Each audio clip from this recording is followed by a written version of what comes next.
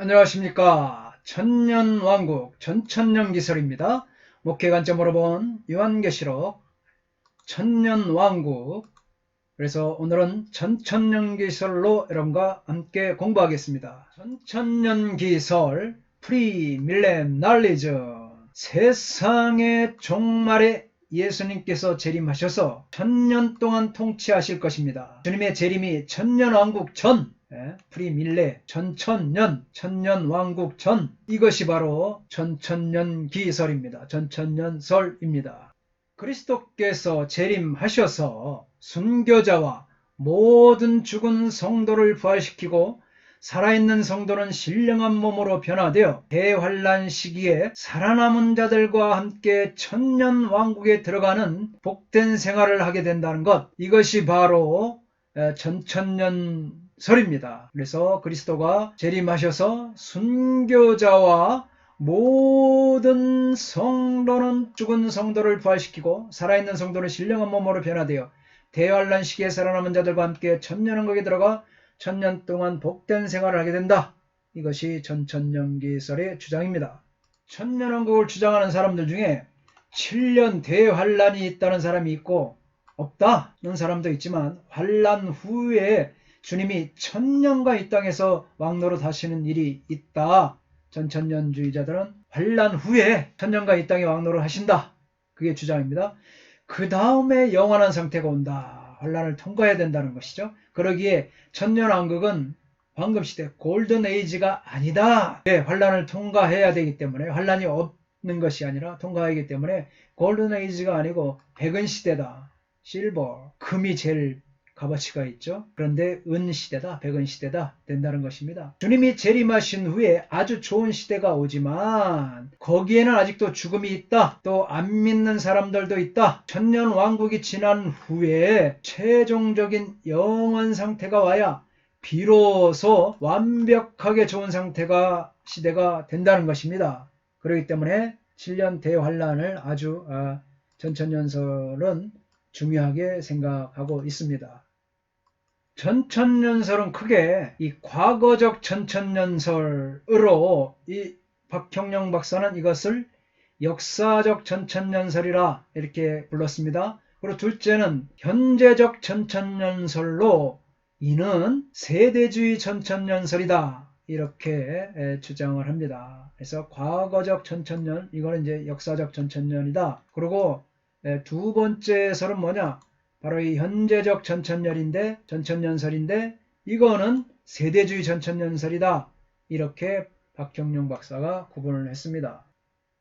역사적 전천년기설의 도표를 보겠습니다. 이거 제가 이제 참고해서 도표를 그린 것인데 간략하게 했습니다. 최대한 복잡하지 않고, 일단은 동영상을 보시는 분들 중에는 일반 우리 성도님들도 계시기 때문에 상당히 우리 목회자들도 어려운 내용인데, 이처럼 어렵게 더 여러 가지로 첨가하고 하다 보면 어려워서 이해를 하실 수가 없습니다. 솔직히 저도 이 요한계시록에서 천년왕국은 상당히 어려운 부분이라 공부를 하면서도 알지 못한 부분들과 그것을 계속 공부해가면서 조금씩 깨닫고 있는 중이고, 또 신학자들이 주장하는 그 여러 가지 막 이런 깊게 들어가는 내용은 저도 모릅니다.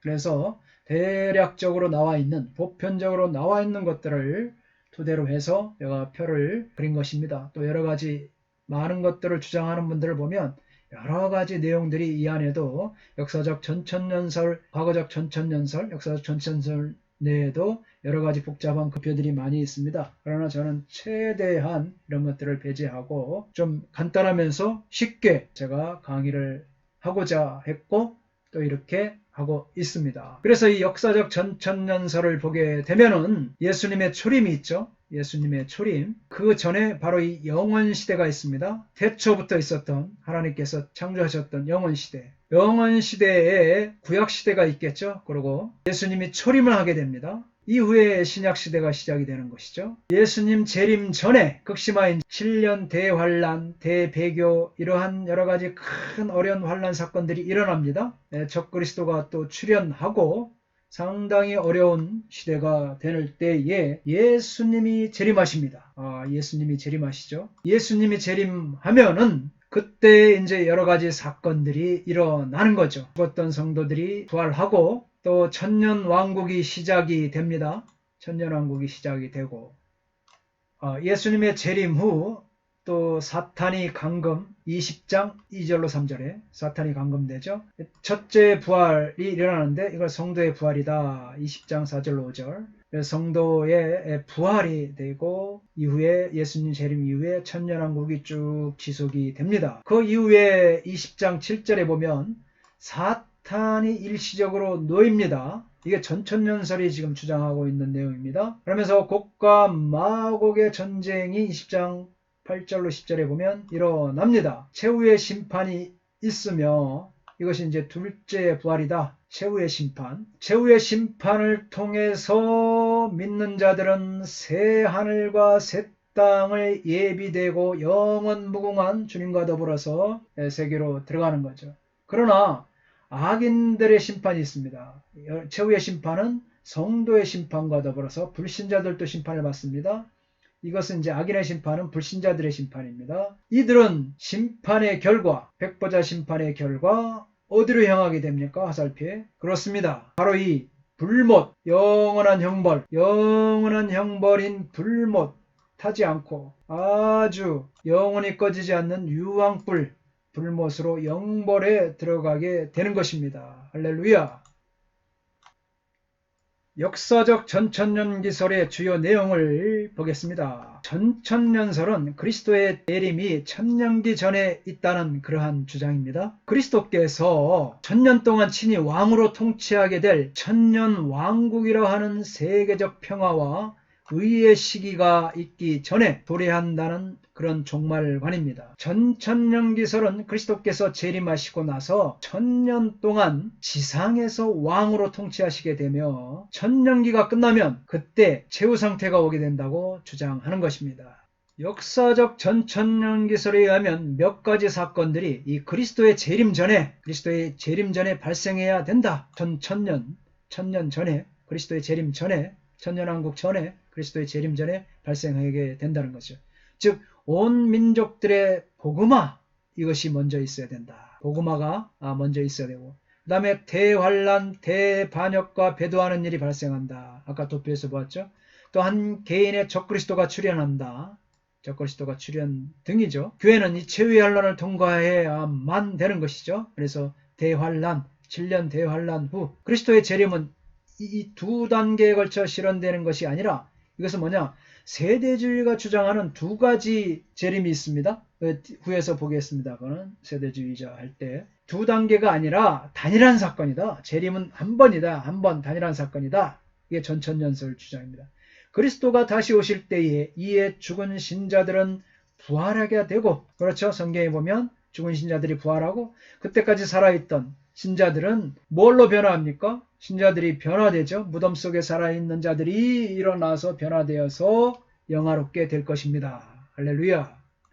그리고 이때의 이 두 그룹, 주 안에서 살아있는 성도와 무덤에서 죽은 자들, 이 신자들은 하늘에 들려 올려 주님을 공중에서 맞이하게 될 것입니다. 역사적 전천년기설은 대환란 후 재림관을 갖습니다. 그러니까 이것은 후환란기적 휴거를 있는다. 똑같은 말이죠. 공중에서 이러한 일이 있은 후에 신자들은 그리스도와 함께 이 땅으로 내려오게 될 것이다. 이것이 바로 대환란 후 재림관을 갖고 역사적 전천년기설의 주요 내용인 것입니다. 이제 그리스도께서 천년 왕국을 세우실 것입니다. 그리스도께서 자신의 천년기 동안 왕국을 세우는데 그리스도의 천년왕국이죠. 이 왕국은 대략 천년왕국이니까 1000년이죠. 지속됩니다. 예수님은 전 세계를 가연적으로 통치하시며 그의 구속받은 백성들도 함께 왕노릇하게 됩니다. 할렐루야. 그래서 주님과 함께 우리가 왕노릇하게 된다는 게 여기서 나오는 말이죠. 여기서 구속받은 백성이란 유대인들과 이방인들 모두를 포함하고 있습니다. 그때 이방인들이 모여들게 된 후로 유대인들 대부분이 개종하게 된다. 이 유대인들은 어떤 특정한 무리를 형성하지는 않는다. 왜냐하면 오직 하나님의 백성만이 있게 될 것이기 때문입니다. 천년 기간 동안 그리스도와 함께 왕노릇하게 될 사람들은 그때까지 죽은 자들로부터 부활한 신자들, 이들과 또 그리스도의 재림 시에도 살고 있던 신자들도 모두 포함한다. 죽은 자들로부터 부활한 신자들, 그리고 그리스도의 재림 시에도 살고 있던 신자들도 천년 동안 그리스도와 함께 왕노릇하게 된다는 것입니다. 그때 이 땅 위에 있는 모든 믿지 않는 나라들은 점검되고 그리스도의 철장 권세로 다스림을 받게 될 것입니다. 그러나 천년기는 최종 상태와 혼동돼서는 안 됩니다. 왜냐하면 천년기 동안에도 계속해서 죄와 죽음이 존재하기 때문입니다. 그렇기 때문에 천년기는 이 골든 에이지, 황금 시대가 아니다. 뭐라고 했습니까? 백은 시대. 금보다 못한 은이라는 거죠. 왜? 바로 이 계속해서 죄와 죽음이 존재하기 때문이다. 이 때문에 무천년주의자들로부터 전천년주의자들이 공격받는 부분이 바로 이 부분입니다. 왜 천년왕국 동안에 왜 이런 죄와 죽음이 존재하느냐? 말도 안 된다. 이것이 바로 무천년주의자들이 주장하는 바이며 또 전천년주의자들의 한계이기도 합니다. 죄와 죽음이 왜 존재하느냐? 이걸 갖다 해석을 못하죠. 그러나 악은 엄청나게 제약을 받게 됩니다. 또 의로움이 전무후무할 정도로 온 땅에 퍼질 것이고 이때는 사회적, 정치적, 경제적 정의의 시대이며 큰 평화와 번영의 때이기도 하다. 심지어 모든 자연 만물마저도 이 시대의 축복받은 상태를 반영하게 될 것인데 이는 이 땅이 유별나게도 많은 생산물을 낼 것이며 사막에서 장미가 피는 것과 같은 일이 일어나게 되기 때문이다. 그래서 사막에서 장미가 피었습니다. 제가 여기다 그려 넣었습니다. 장미를. 사막에서 장미가 피어나는 이런 일이 바로 이 천년왕국 기간 동안에 이런 일이 있다는 것이죠. 천년왕국은 바로 이런 상태라는 것입니다. 그럼에도 불구하고 이 천년왕국에는 죄와 죽음이 계속 전진하게 됩니다. 물론 악은 크게 억제됩니다. 지상에서 전에 볼 수 없었던 의가 편만하게 됩니다. 그리고 천년 동안의 그리스도의 통치가 끝나면 천년 동안 결박되었던 사탄이 잠시 놓이게 됩니다. 다시 한번 나라들을 미혹하게 됩니다. 이것도 바로 무천년주의자들의 공격을 받는 부분이죠. 사탄은 곡과 마곡 전쟁을 치르기 위하여 나라들을 모아 반란을 일으켰다가 하늘불에 의해서 소멸되어 다시 불못으로 던져집니다. 나머지 죽은 악인들, 불신자들의 부활이 있고 최후의 심판이 있게 되었는데 이때 의인과 악인이 모두 주님의 대백보자 심판대 앞에 서게 됩니다. 생명책에 그 이름이 기록된 자들은 영원한 생명으로 들어가고 그 책에 이름이 없는 자들은 불못으로 들어가게 됩니다. 이 심판이 있은 후 인간의 최후 상태가 펼쳐지는데 악인은 지옥에서 영벌 상태로 지내고 의인은 모든 죄악이 제거된 새하늘과 새 땅에서 영원히 주님과 함께 살게 됩니다. 할렐루야! 영원 시대가 있죠.